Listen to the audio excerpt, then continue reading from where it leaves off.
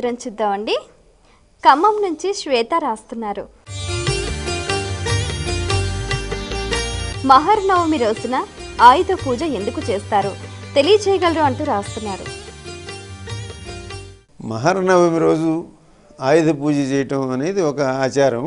అమ్మవారు మహిషాసురుణ్ణి సంహరించడం కోసం, అంటే దుష్ట శిక్షణ కోసం మనం ఉపయోగించేటువంటి రజోగుణ ప్రధానమైనటువంటి రాజసంగ ఆయుధాలను ఉపయోగించి మనం శత్రువుని ఎదుర్కోవటం, దానికోసం ఈ ఆయుధములను పూజించటం ద్వారా శత్రువులను ఎదుర్కోవడానికి పూర్వకాలం రాజులందరూ కూడా ఈ శరన్నవరాత్రోత్సవాలు జరిపి ఆయుధ పూజ చేసి విజయదశమి నాడు శమీ పూజ చేసి అక్కడి నుంచి బయలుదేరి దండయాత్రలకు యుద్ధాలకు వెళ్ళేవాళ్ళు. ఈ ఆచారం జరుగుతూ ఉండేది.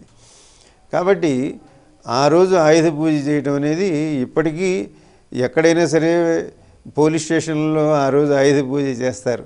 అది ఆ బాధ్యత వాళ్ళు తీసుకుంటారు. కనుక ఈ లోకంలో ధర్మరక్షణ కోసం, అట్లాగే ఒక వీరత్వం కోసం వీటన్నిటినీ చిహ్నంగా ఆ రోజు ఆయుధ పూజ చేస్తారు. ఎందుకంటే అమ్మవారు మహిషాసురుణ్ణి మర్దించడం కోసం అటువంటి తీవ్ర రూపాన్ని ధరించిన కారణంగా ఆయుధ పూజ చేత మనం అటువంటి స్ఫూర్తిని పొంది మనం కూడా మనలో ఉండేటువంటి ఆ దుష్ట లక్షణాలన్నింటినీ జయించాలి అనేటువంటి విషయాన్ని చెప్పడం కోసం ఆయుధ పూజ. ఆయుధాలు తప్పకుండా మనకు అవసరం.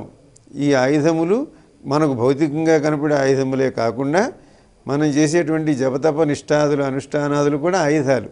దేనికి అంటే మనలో ఉండే అంతఃశత్రువులను జయించడానికి. వాటికి సంకేతంగా ఆయుధ పూజ జరుగుతుంది.